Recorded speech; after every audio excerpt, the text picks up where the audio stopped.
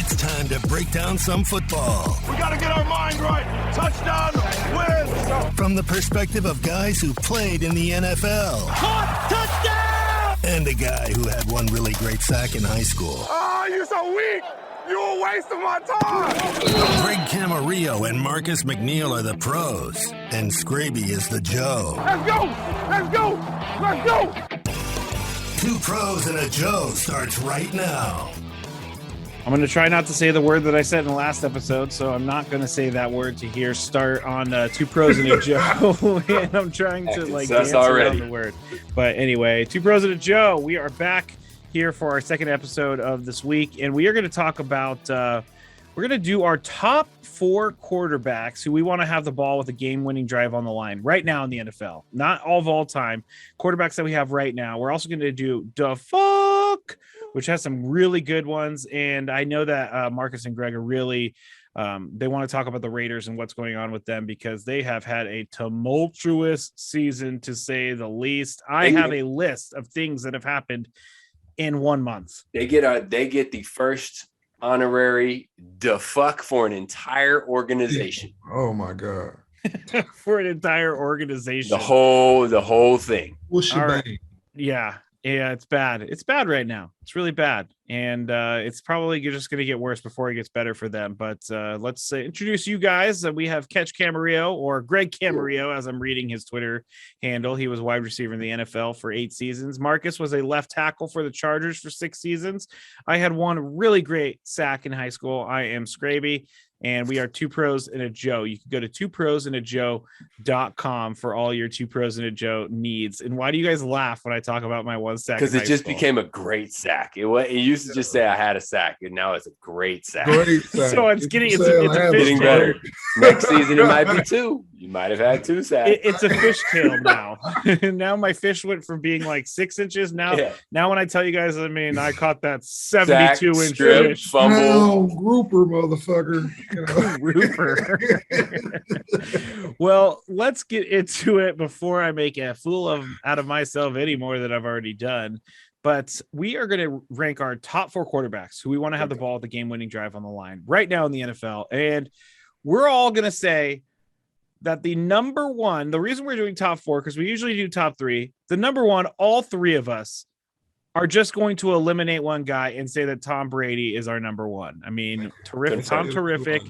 He did throw a pick in his last appearance at the end. The first time in his career, which is wild. But Tommy gets number 1. We're all cool with that. We're cool with that. We cool with that. It's not Jimmy G. It's not Jimmy G. It's not Jimmy G. 2, 3, and 4 can be controversial. Yes, 2, 3, and 4 can be controversial. So I'm going to start with my number 4 quarterback. I'll start this week. And right now in the NFL, I mean, I don't think there's anyone who looks as good on the field right now at quarterback. I mean, there are a lot of people that look better than him. Anyway, I'm just going to say my number 4 quarterback that I want to have is Justin Herbert.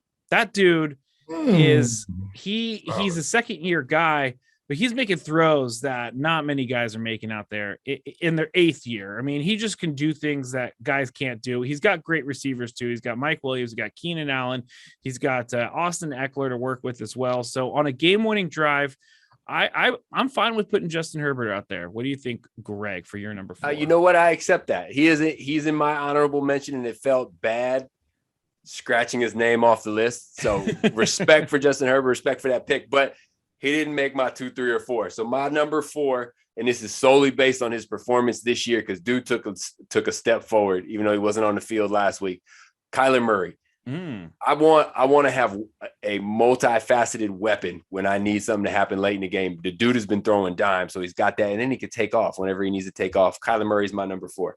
Marcus? I'm actually going to take another mobile quarterback who actually missed a few weeks, but he'll be back this week, and Russell Wilson. I mean, and for the same reasons Greg chose, a mobile quarterback who has a great arm, and is used to taking control of a game late.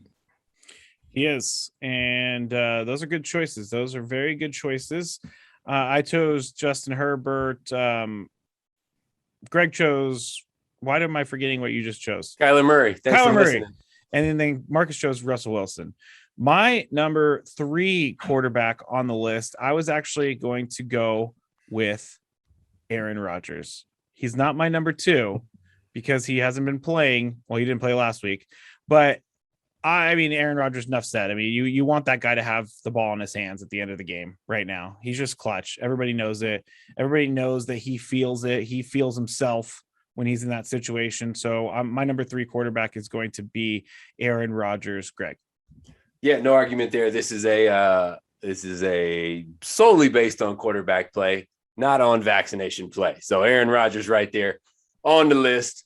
My number 3 though is Lamar Jackson. And just like we talked about, I need to be able to run around and make some things happen. But this year, he's proven that he can play from behind. That was a knock on him. When we know you're going to throw the ball, can you be the quarterback we need you to be? This year, he is. And he's throwing it to, damn, Siri just jumped right in and said she's not sure she understands. Well, she doesn't understand. It's because he's a good quarterback and his number 1 guy is Hollywood Brown. When you can make that shit happen, you're a real good quarterback. Yeah. Marcus? Number 3, I'm going to take Josh Allen. He's a solid quarterback. Once again, I need a mobile quarterback too, and he's a little bit on the larger side. So I like a quarterback that, can move, take a hit, stand up in the pocket, and he has an arm along with a receiver like Diggs, who can be that big play receiver that you need in that moment. Yes, that's also a great one. And so now my number 2 is going to be, I mean, there's so many good I'm just going through this list. There's so many good quarterbacks I left off, like Russell Wilson, although his team isn't the best this year, so I'm not going to choose him. Carson Wentz, joked. I'm not going to pick him either. A little sus there. There it is. There we go. If you didn't laugh right after you had it, Skraby. I know. I had it. That was smooth all the time. I ruin them all the time. Tony Gwynn Jr. tells me that too. Just deliver the punchline. Just shut up because you ruined it. Matthew Stafford's another good quarterback. Josh Allen's another good quarterback. But I have to go for my number 2, I have to go with Lamar Jackson. The way he's been bringing his team back from being down in the game, like when he was playing the Vikings over the weekend, they ended up winning 34-31 in overtime. And he is the guy to credit for having them come back. And he completed 79% of his passes in the second half, 19 of 24 for 201. And in the first half, he only had 65 yards. So obviously he's really good at making an adjustment.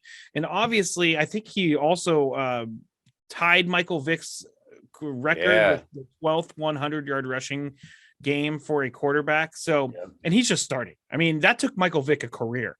And he's in his third, fourth year, maybe, fourth year. Yeah, I mean, Vic had a little hiatus in there. We're not going to talk but about no, that. I mean, Lamar's going to destroy that record. Yeah, and so he a couple times this year, the Ravens have been down in games that Lamar Jackson he has to bring them back and win, and he has. I'm more and more sold on Lamar Jackson every single week, and so he's my number 2. What's going on, Greg? I got Aaron Rodgers just because we've seen him do it so many times. You can give that dude the ball with 28 seconds, and it's fine. And so Aaron Rodgers. Marcus? I'm going to make it easy because I got Aaron Rodgers too. I'm going to make it a little bit more difficult because I'm kicking Josh Allen off and putting Lamar Jackson. Yeah, I got to. You guys have great points. You know what I'm saying? Like, he is playing killer come from behind ball this year, so he deserves to be there. Just not all right. Here. This is a side note, but so Lamar Jackson has become a better quarterback. He has grown and grown and grown without changing who he's throwing the ball to. One could even argue it's getting worse who he's throwing the ball to. Yeah. Josh Allen became Josh Allen because I'm blanking on his name. Stephon Diggs came from Minnesota. If you look at his stats before and after, it is Stephon Diggs. Josh Allen is a great quarterback. Don't get me wrong. But it is Stephon Diggs doing that. If you gave those people to Lamar Jackson, that shit would be dangerous. Dangerous, yeah. That's why I had to kick him off the list. I'm sorry, Josh. You know, maybe next year. He's not there yet. Yeah, he's not there. But Lamar, I just couldn't put Lamar above Aaron, you know what I'm saying? Because, Aaron just has that demeanor about him. He looks like John Wick. You know what I'm saying? That's what he dressed up for Halloween as.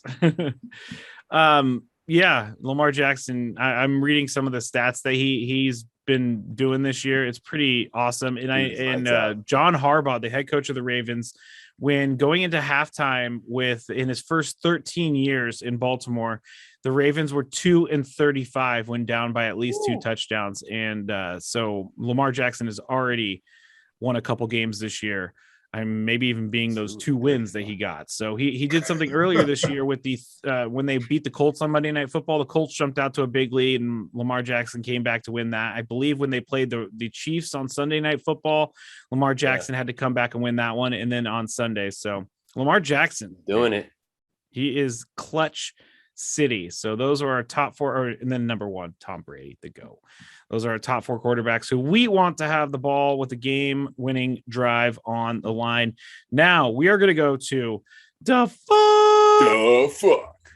And let's get into your guys's first. Mine are really funny and stupid, but there's some serious the fucks right now going on with the Raiders. And Marcus, you take it away, bro. Uh-oh. Did we lose him? The fuck is going on with your internet? What happened? There it is. There it we is. started talking and we're like, huh? Yeah, I switched over to another web browser. This shit just fuck. Don't worry about it. We're good. You're back. You're back. It's all good. I'm back. I'm back like I never left before. But the fuck goes to Damon. And if you guys, I'm sure everybody knows by now, but this guy was released, the second first round pick to be released by the Raiders in the last week.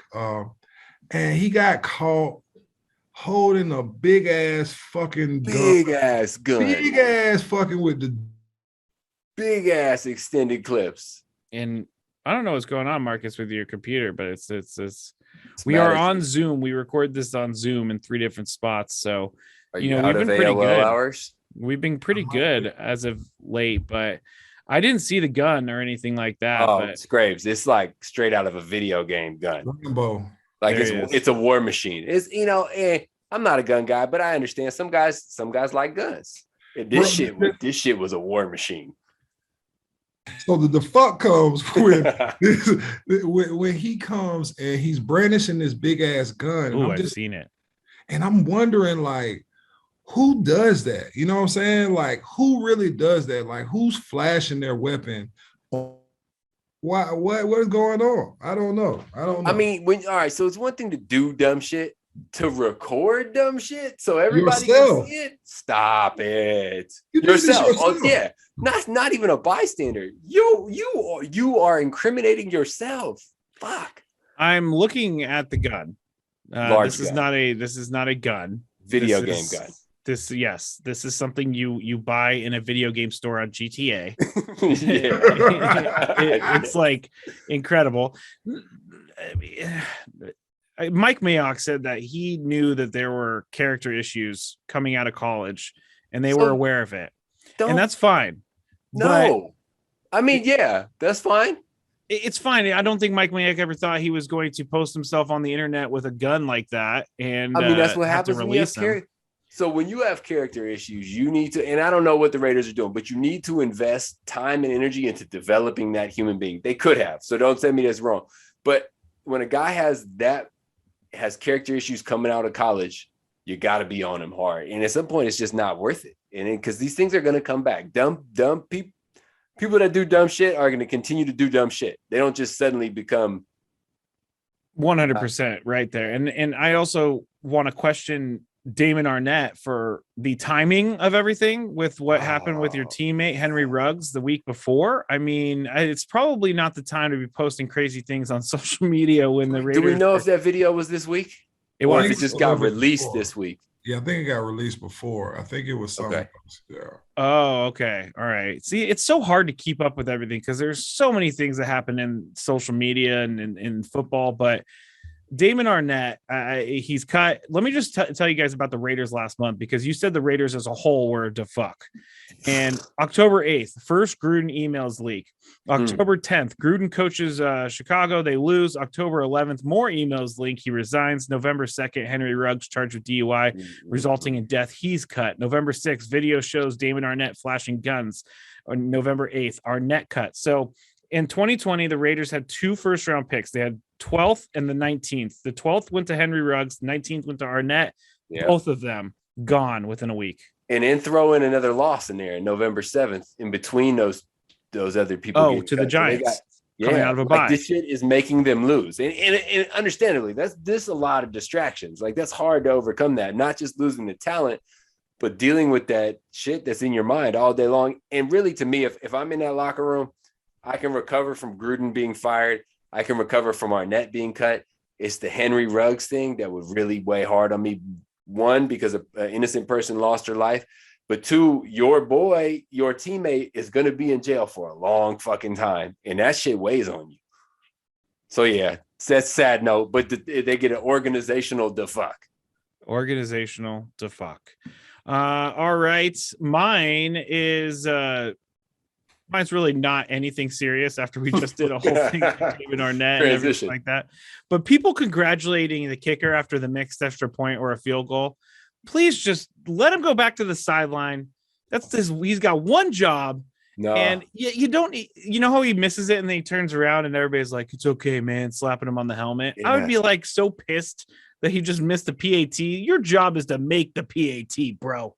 Kickers are emotional creatures. They are fragile. You gotta be careful with them. You gotta congratulate them because you're gonna need them. And you can't, man. They're sensitive.